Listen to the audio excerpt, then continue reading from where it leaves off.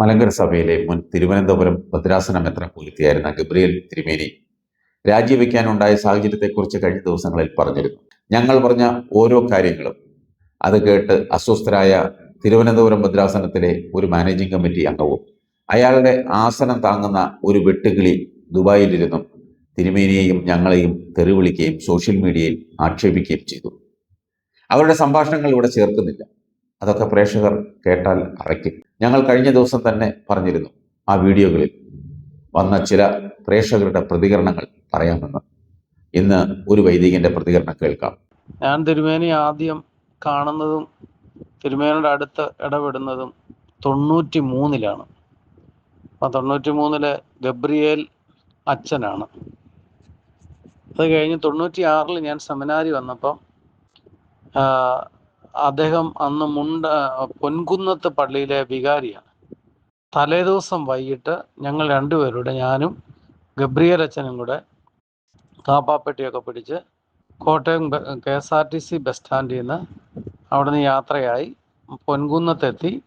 തലേദിവസം സന്ധ്യനമസ്കാരം കഴിഞ്ഞ് കഞ്ഞിയും പയറും ആരാണ്ട് കൊണ്ടുവരും. അവിടെ അതും കഴിച്ചിട്ട് ഒരു കൊച്ചു മുറിയാന്ന്. അച്ഛൻ കട്ടിലേ കിടക്കും, ഞാൻ നിലത്ത് ഒരു ചെറിയൊരു പാ പോലൊരു സാധനമുണ്ട്, അരിപ്പാന്ന് പറയും, അതേല് ഞാൻ കിടക്കുന്നത്. അപ്പോൾ ഒരു ചെറിയ ഒരു പുതപ്പുണ്ട്. എനിക്ക് തലേണയില്ല, തിരുമേനിക്ക് തലേണുണ്ട്. പക്ഷെ ഞാൻ ഉണരുമ്പം എൻ്റെ തലയുടെ തലേണ ഇരിക്കുന്ന കാണാം. എന്നിട്ട് വൈകിട്ട് സന്ധ്യാനമസ്കാരമൊക്കെ കഴിഞ്ഞിട്ട് ദിവസം കുർബാനയൊക്കെ കഴിഞ്ഞിട്ട് കാപ്പിയും കുടിച്ച് പ്രാർത്ഥനയും 2 മണിക്ക് അതും കഴിഞ്ഞിട്ട് ഒരു 5:30 ആകുമ്പോഴേ ഞങ്ങൾ രണ്ടുപേരുടെ വരുന്നത്. വർത്താനമൊക്കെ പറഞ്ഞ് ഒരു തോൾസഞ്ചി ഉണ്ട്, അന്ന് തോൾസഞ്ചി ചുങ്കത്തിറങ്ങിയിട്ട് അവിടുന്ന് വർത്താനമൊക്കെ പറഞ്ഞ് ഇടയ്ക്കിടെ ചിരിച്ചാണ് പോരുന്നത്. പിന്നെ ഞങ്ങൾ രണ്ടുപേരുടെ 2 കല്യാണം അവിടെ നടത്തി, 2 മാമോദിസ നടത്തി.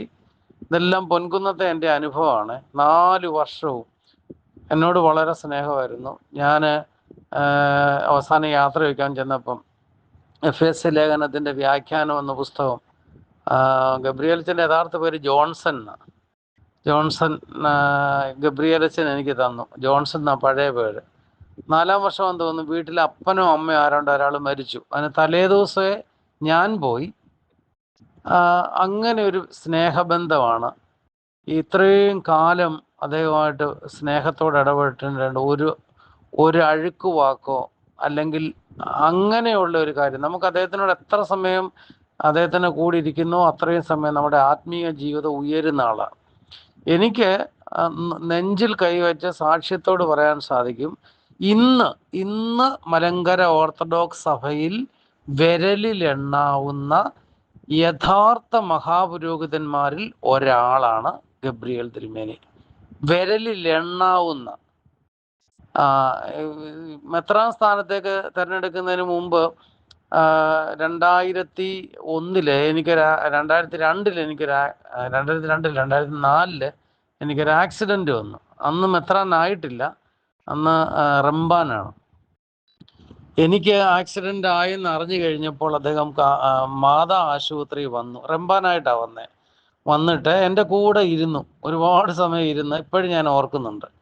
ആ സ്നേഹം ഇപ്പോഴും എന്നോടുണ്ട്. ഇപ്പോഴും ഞാൻ എവിടെ വെച്ച് കണ്ടാലും പേര് വിളിച്ചാണ് അദ്ദേഹം അഭിസംബോധന ചെയ്യുന്നത്. എന്നെയൊക്കെ കൂടുതൽ പറയാനായിട്ട് കാണുമായിരിക്കാം. പക്ഷേ ഇന്ന് ഞാൻ ഈ ഒരു സാക്ഷ്യം മാത്രമേ പറയുന്നുള്ളൂ. മലങ്കര ഓർത്തഡോക്സ് സുറിയാനി സഭയിൽ യഥാർത്ഥ മഹാപുരോഹിതന് അടുത്ത രീതിയിൽ ജീവിക്കുന്ന, യഥാർത്ഥ സന്യാസത്തിൻ്റെ പടവിലൂടെ കടന്നു പോകുന്ന, വിരലിലെണ്ണാവുന്ന പറഞ്ഞാൽ ഒരു കൈയുടെ വിരലിലെണ്ണാവുന്ന അത്രയും ഉള്ളതിൽ ഏറ്റവും പ്രധാനപ്പെട്ട സ്ഥാനത്ത് നിൽക്കുന്ന അദ്ദേഹമാണ്. തിരുമേനിയുടെ നേരെ ആര് കൈ ചൂണ്ടിയാലും ആ കൈ പിന്നീട് കാണത്തില്ല. ഇതിൻ്റെ മെസ്സേജ് ഞാൻ കേട്ടു, സന്തതി പരമ്പര ഗുണം. ഞാൻ ആ വാക്ക് തന്നെ ഉപയോഗിച്ചു. അത് അച്ഛനാണെങ്കിലും മെത്രാനാണെങ്കിലും ഇനിയും മുന്നോട്ട് ശുഭമായിട്ട് പോകത്തില്ല. എന്തായാലും എനിക്ക് തിരുമേനി സ്ഥാനം ഒഴിഞ്ഞതിൽ സന്തോഷമാണ്. കാരണം എന്തിനാ തിരുമേനി കടന്ന് ടെൻഷൻ പിടിക്കുന്നത്? തിരുമേനി ഇരുന്നിടമൊക്കെ പൊന്നാക്കിയാ തിരുമേനി മാറിയിരിക്കുന്നത്. അതുകൊണ്ട് തിരുമേനിക്ക് ദീർഘായുസ് വരാനും സന്തോഷമുള്ള ദിവസങ്ങൾക്ക് വരാനായിട്ട് നമ്മൾ പ്രത്യേകം പ്രാർത്ഥിക്കണം. ഞാനും പ്രാർത്ഥനയിൽ ഓർക്കുന്നുണ്ട്. ഞാൻ എൻ്റെ എല്ലാ കുർബാനയിലും ഓർക്കുന്ന ഒരു തിരുമേനിയാണ് ഗബ്രിയേൽ തിരുമേനി. ഇപ്പോഴും എൻ്റെ കയ്യിൽ അന്നത്തെ പടങ്ങളിരിപ്പുണ്ട്. ഞങ്ങൾ രണ്ടുകൂടെ ഒന്നിച്ച് കല്യാണം നടത്തുന്നതും ഒന്നിച്ചിരിക്കുന്നതും ഒരു മാമോദിസയ്ക്ക് ഒന്നിച്ച് മാമോദിസ നടത്തുന്നതൊക്കെ അന്നത്തെ ചിത്രം ഇപ്പോഴും ഞാൻ സൂക്ഷിച്ചു വെച്ചിട്ടുണ്ട്. അപ്പം എൻ്റെ മനസ്സിൽ അത്രയും തിരുമേനി സ്പർശിച്ച ആളല്ലേ. ഞാൻ തിരുമേനി ഇന്ന് പാമ്പാടി തയ്യാറായി ചെന്ന് വിളിച്ചൊരു പട്ടംകൊടിക്ക് പോയി, പക്ഷെ കിട്ടിയില്ല. ഫുള്ളടിച്ച് നിന്നു. ഇന്ന് വീട്ടിൽ വന്നു കഴിഞ്ഞ് ഞാൻ വീണ്ടും വിളിച്ചു, എന്നിട്ടും ഫുള്ളടിച്ച് നിന്നു, പക്ഷെ തിരുമേനി എടുത്തില്ല. എന്തായാലും എനിക്ക് അല്പം മനപ്രയാസം ഉണ്ട് ഈ കാര്യത്തിൽ. എന്നാൽ എനിക്ക് സന്തോഷം കൂടെ ഉണ്ട്. കാരണം തിരുമേനി ഇനിയുള്ള ദിവസങ്ങളിൽ, കാലങ്ങളിൽ സ്വസ്ഥമായി മനസമാധാനത്തോട്, സന്തോഷത്തോട് തിരുമേനി ഉറങ്ങി ജീവിക്കട്ടെ. തിരുമേനിക്ക് പരിശുദ്ധാത്മാവിൻ്റെ കൃപ ധാരാളമുള്ള വ്യക്തിയാണ്. ദൈവകൃപ സ്വീകരിച്ചിരിക്കുന്ന വ്യക്തിയാണ്. അദ്ദേഹത്തെ ഒന്നും ഒരു മനുഷ്യനും തൊടാനൊക്കത്തില്ല. തൊട്ട് കഴിഞ്ഞോ അവർ കഴിക്കുന്ന അനുഭവത്തിലേക്ക് പോകും. യാതൊരു സംശയമില്ല. അത് മെത്രാനായാലും ആരായാലും, അച്ഛനാണേലും ആരാണേലും, അതൊക്കെ അടി വരുന്നുണ്ട്. നമുക്കൊക്കെ കാണാം ഓരോ അടി.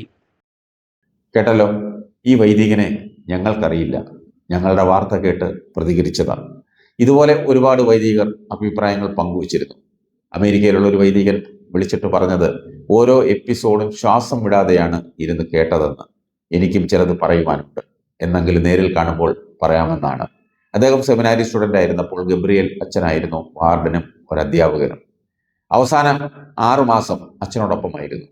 മുൻപ് അച്ഛൻ പറഞ്ഞതുപോലെ സഞ്ചിയും തൂക്കി അച്ഛൻ പള്ളികളിലെ ശുശ്രൂഷയ്ക്ക് പോകുമ്പോൾ ഈ സ്റ്റുഡൻറ്റിനെയും കൊണ്ടുപോകും. പ്രൈവറ്റ് ബസ്സിലും ട്രാൻസ്പോർട്ട് ബസ്സിലുമൊക്കെ യാത്ര ചെയ്തും നടന്നുമൊക്കെയാണ് പോകുന്നത്. ഇടയ്ക്ക് ദാഹിക്കുമ്പോൾ നാരങ്ങ വെള്ളം വാങ്ങിത്തരും. ഭക്ഷണം കഴിക്കേണ്ട സമയത്ത് അത് വാങ്ങിത്തരും. ശുശ്രൂഷയിലൊക്കെ കൂടെ നിർത്തും. വാത്സല്യത്തോടെയാണ് ഞങ്ങളെയൊക്കെ കരുതിയിരുന്നതും ചേർത്തു നിർത്തിയതും. എന്ത് കുറ്റമുണ്ടെങ്കിലും വാത്സല്യത്തോടെ ശാസിക്കും. വളരെ നല്ലൊരു അധ്യാപകനായിരുന്നു തിരുമേനി എന്നാണ് ആ വൈദികൻ പങ്കുവച്ചത്. ബാക്കി പ്രതികരണം നാളെ പറയാം.